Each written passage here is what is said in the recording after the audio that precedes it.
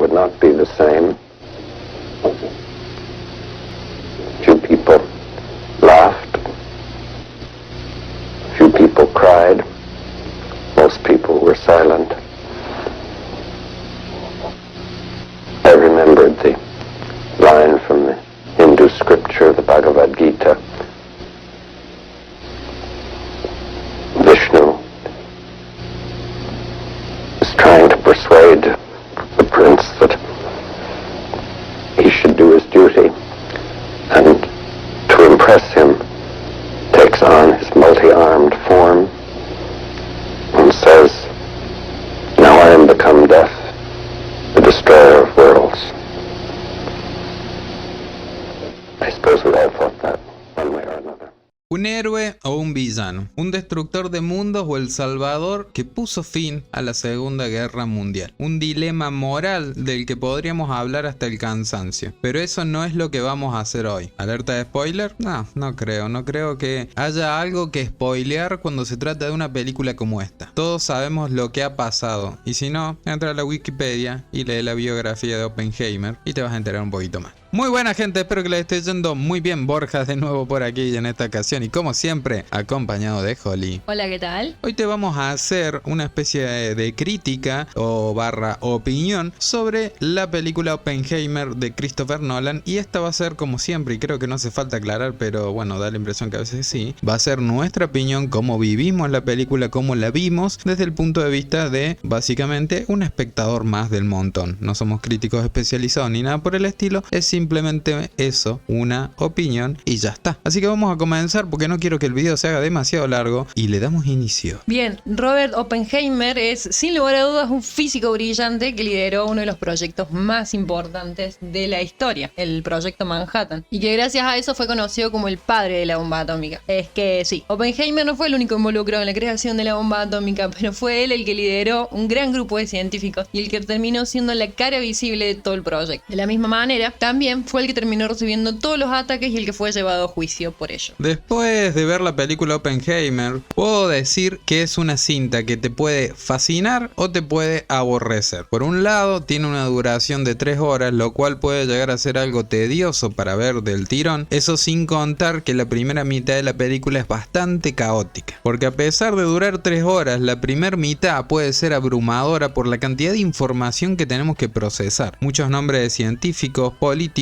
muchas idas y vueltas en el tiempo constantemente, lo que te termina mareando. Y es que nos muestran una gran parte de científicos que estaban a favor del proyecto y otros en contra, y que se negaban a participar en un proyecto como este. Quizá estos mismos fueron los que pudieron ver más allá y ver todo el mal que podría causar una bomba atómica. A todo esto, si no comprendes mucho de física y de política, pueda que te sientas más perdido todavía. Creo que, si lo comparamos con Barbie, película que se estrenó el mismo día, es todo lo contrario, ya que acá el mensaje es claro y real. Sin embargo, tenemos que tener en cuenta que Oppenheimer es una película con un tono completamente diferente y que trata de ser lo más precisa posible en cuanto a los datos y a lo que sucedió en aquellos tiempos. Viéndolo así, es algo que se agradece, ya que no intentan cambiar qué fue lo que sucedió realmente. Por un lado, vemos escenas a color que representan un Oppenheimer más sugestivo, desde la mirada de Christopher Nolan. Por otro, escenas en blanco y negro que intentan mostrar el lado de la historia desde un punto de vista más objetivo. Ahora bien, en cuanto a actuación, podemos ver a Cillian Murphy interpretando a un Oppenheimer que lucha contra un dilema moral a la perfección. Y es que se trata de un actor que sabe representar muy bien a un Oppenheimer joven, con esperanzas, algo locado y complicado. De la misma manera, lo hace bastante bien cuando interpreta la versión más adulta con aire de egocentrismo, inquietud y superación. Al final, después de terminar con su proyecto Manhattan, podemos ver una versión algo arrepentida por todo lo que ha hecho. Por un lado, ama a su país, cree en el compromiso social y busca el progreso, cree en la justicia social, por lo que es acusado de ser comunista, algo bastante negativo en aquellos tiempos de guerra. Tanto es lo que ama a su país que terminó yendo en contra de todos sus valores, algo que terminó jugándole en contra.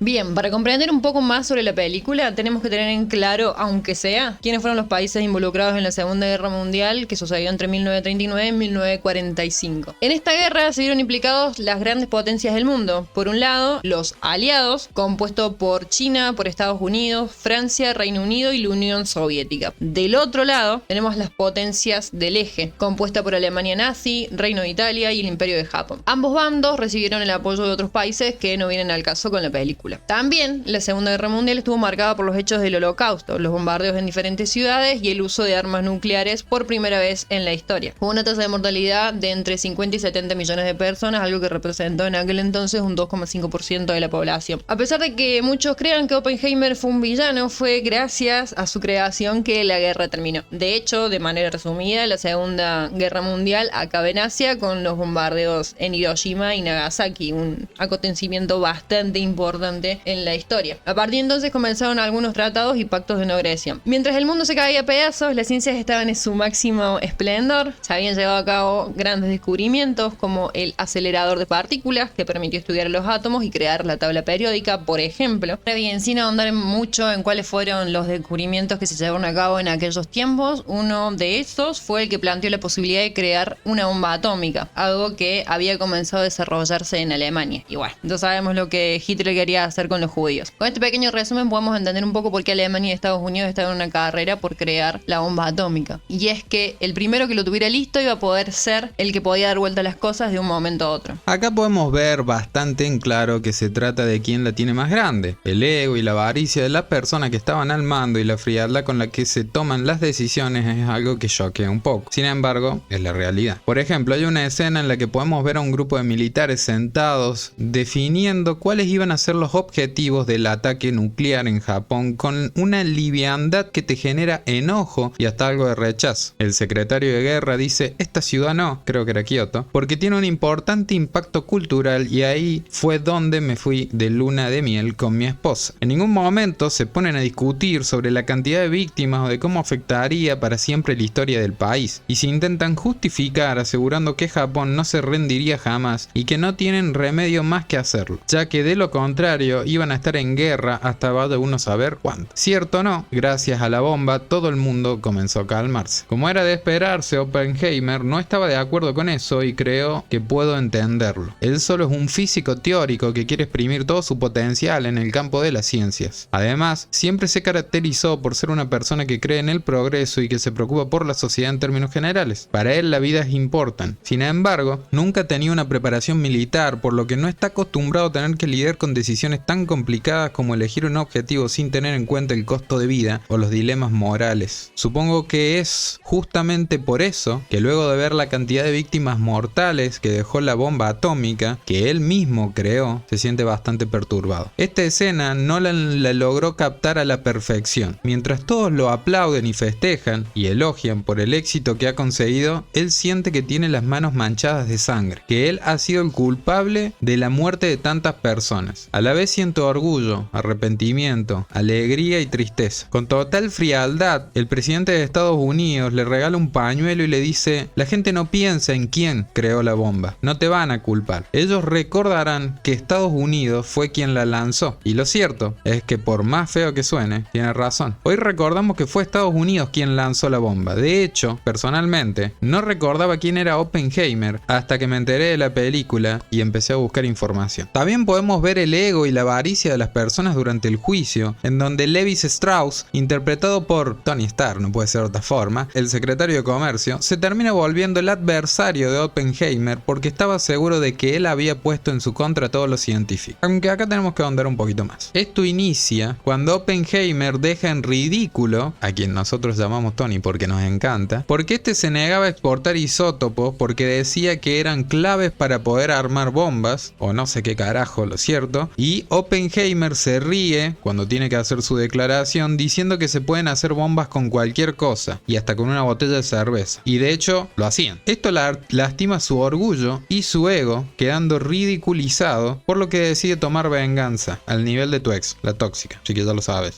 lo viviste en carne propia. Después de que Oppenheimer tiene una conversación a solas con Einstein, este no saluda a Tony Stark, pero podemos ver al final de qué se trata esa conversación, y ciertamente no tiene nada que ver con Tony Stark, con políticas, tampoco con los Vengadores, muchísimo menos con Thanos, que ya se murió. En cambio, Oppenheimer le confesó sus preocupaciones por la bomba de hidrógeno, algo que podría ser capaz de destruir el mundo entero, algo a lo que se opone más adelante y es el motivo por el cual es llevado a juicio para intentar sacarlo del medio. Durante el juicio inicial, que no es un juicio como tal, sino más bien una audiencia cerrada, Oppenheimer se muestra como un mártir. Por suerte, cuenta con su esposa, Emily Blunt, interpretando a Katherine Oppenheimer, quien le da un cachetazo de realidad y le dice que pelee. Además, es la única que logra defenderlo y plantarle cara a los que intentaban desacreditarlo, mostrándose como una verdadera guerrera, dejando en claro que ambos saben trabajar en equipo y que se apoyan incondicionalmente. De hecho, ella estaba segura desde un principio que era Tony Stark quien estaba detrás de todo esto, y quien quería desacreditarlo por lo que había sucedido en el pasado, cuando Einstein no lo saludaba y cuando lo dejó en ridículo frente a la comunidad de científicos y todo eso. Y como dice el dicho, ojo de loca no se equivoca, terminan descubriendo que ella tenía razón gracias a las declaraciones de Mr. Robot, que llega justamente más tirando cerca del final de la película, quien logra unir todas las piezas del rompecabezas y expone a Tony Stark por lo que realmente es. El mensaje final que nos quiere dar la película, creo, independientemente del uso de armas nucleares o de la bomba de hidrógeno por la que tanto luchó Oppenheimer para que no se construyera, es que lo peor del mundo no fueron sus creaciones, sino las personas, nosotros, los seres humanos, quienes somos capaces de destruir el mundo en cualquier momento.